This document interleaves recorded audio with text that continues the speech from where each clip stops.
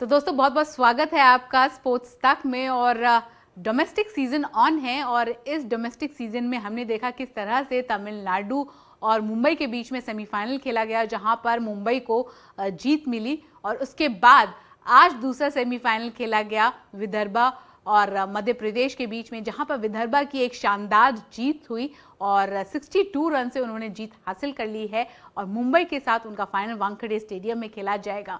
ये तो डोमेस्टिक की जो क्रिकेट है उसकी खबर हमने आपको बता दी, लेकिन डोमेस्टिक क्रिकेट को लेकर अब Sachin Tendulkar, God of cricket, उन्होंने अपनी राय कल ट्विटर यानी कि एक्स पर रखी। और उनका ये मानना है कि डोमेस्टिक क्रिकेट का जो इम्पोर्टेंस है, उनके करियर में क्या इम्पोर्टेंस रहा है डोमेस्टिक क्रिकेट का, उन्होंने उस चीज़ को लेकर बात की है। और उन्होंने ये भी कहा है कि नेशनल प्लेयर्स जो है उनको डोमेस्टिक और रणजी क्रिकेट जो है खेलना चाहिए। हालांकि उन्होंने इस ट्वीट में कहीं भी श्रेयस अय्यर और ईशान किशन का नाम, लेकिन ये जो क्रिकेट को लेकर बात की गई है कहीं ना कहीं अटैक श्रेयस अय्यर और ईशान किशन के टुवर्ड्स ही है, क्योंकि हाल ही में बीसीसीआई ने डोमेस्टिक क्रिकेट को नज़रअंदाज करने पर बड़े फैसले लिए थे। और उन बड़े फैसलों में से एक था ईशान किशन और श्रेयस अय्यर का सेंट्रल कॉन्ट्रैक्ट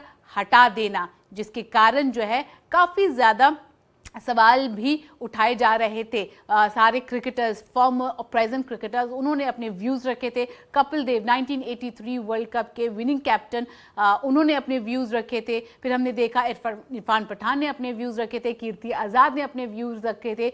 और हर एक दिन जो है नए नए क्रिकेटर्स आकर इस डिसीजन को लेकर बात कर रहे थे कि क्या whether it was right of the BCCI to remove the contract for the two players Shreyas Iyer and Ishan Kishan. इसको लेकर काफ़ी ज़्यादा बातें बन रही थी और डोमेस्टिक क्रिकेट तो कहीं ना कहीं फोकस पे ज़रूर आया था। और इसको लेकर सचिन तेंदुलकर ने सोशल मीडिया पर अपनी राय रखी है और बीसीसीआई की तारीफ की है, बीसीसीआई को प्रेज़ किया है कि एक अच्छा डिसीजन है डोमेस्टिक क्रिकेट को लेकर, उसको बढ़ावा देने के लिए। उन्होंने अपनी पुरानी दिन की याद की और उन्होंने कहा कि मेरे लिए जब भी मुझे अपॉर्चुनिटी मिलती थी मैं मुंबई टीम के साथ जाकर खेलता था। और ये इम्पॉर्टेंट होता है किसी भी खिलाड़ियों के लिए अपने बेसिक में वापस जाने के लिए। और उन्होंने ये भी कहा कि जब वो खेलते थे तब मुंबई की ड्रेसिंग रूम में 7 से 8 इंडिया के खिलाड़ी मौजूद रहते थे, जो कि एक यंगस्टर्स के लिए काफ़ी ज़्यादा अहम चीज़ साबित होती है। तो आइए देखते हैं सचिन ने इस डोमेस्टिक क्रिकेट को, रणजी क्रिकेट को लेकर क्या कुछ कहा। और जिस तरह से मुंबई को सेमीफाइनल में जीत मिली उसके बारे में भी उन्होंने अपने इस ट्वीट के जरिए बात की थी। उन्होंने कहा, The Ranji Trophy semi-finals have been riveting. Mumbai Cricket Association's march into the final was aided by a brilliant batting recovery. उन्होंने इसके अलावा यहाँ पर विदर्भा और एमपी के मैच के बारे में भी बात की थी। हालांकि वो मैच विदर्भा के नाम हो चुका है। This tweet was before the match was being played on the 5th day. उसके बाद उन्होंने कहा, Throughout my career, मैंने पूरी जिंदगी आई remained passionate about playing for Mumbai whenever I had the opportunity. पूरी ज़िंदगी मेरे करियर के दौरान जो है मैं बहुत ज़्यादा पैशनेट था कि मैं जब भी मुंबई के लिए खेलता था और जब भी मुझे अपॉर्चुनिटी मिलती थी। Growing up we had almost 7-8 India players in a dressing room and it was fun to play alongside them.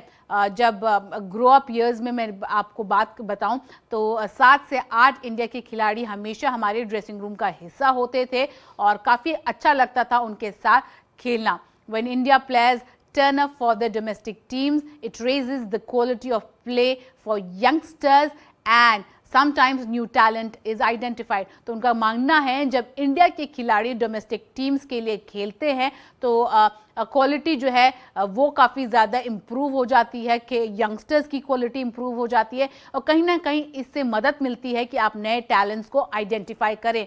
It also gives the national players a chance to sometime rediscovers the basic. जैसे मैंने आपको कहा, उन्होंने कहा था कि important होता है ये डोमेस्टिक और रणजी में प्लेयर्स का खेलना, क्योंकि कभी कभी आपको इम्पॉर्टेंट होता है कि किस तरह से आप अपने बेसिक्स को जाकर वापस रीडिस्कवर करें। With top notch players participating in domestic tournaments over a period of time, fans will also start following and supporting their domestic teams much more. Wonderful to see BCCI give equal priority to domestic cricket. तो उनका ये मानना है कि ये अच्छी चीज़ है कि डोमेस्टिक क्रिकेट को बीसीसीआई जो है उसी तरह से प्रायोरिटाइज कर रहा है। हालांकि सचिन ने इस ट्वीट के जरिए किसी का नाम नहीं लिया है, लेकिन जिस तरह बीसीसीआई का एक्शन रहा है over the last few days to prioritise domestic over anything else, उसको लेकर उन्होंने बात की है, बीसीसीआई की सराहना की है।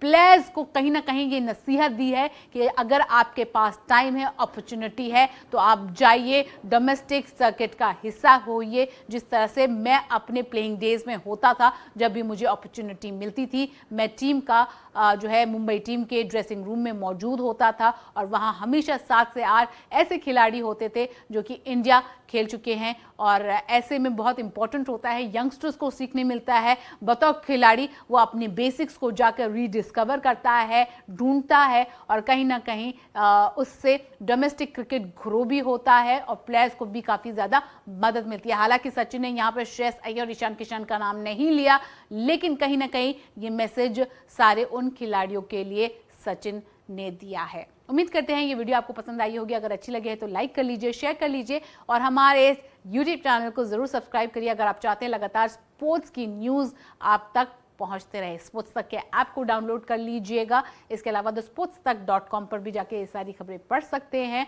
इसके अलावा आईटेल का फ़ोन आपके लिए मौजूद है, अमेज़ॉन पर जाइए, सेल पर है, लेकर आ जाइए। और ये एक ऐसा फ़ोन है जो आपके पॉकेट में फिट हो जाएगा, as in ill fit your budget. इसके अलावा अच्छी बैटरी भी है और सुपर चार्ज भी हो जाता है। इसके अलावा I am getting out of breath, I will go and grab my American pistachios. तो अमेरिकन पिस्ताशियोज खाने का समय आ चुका है।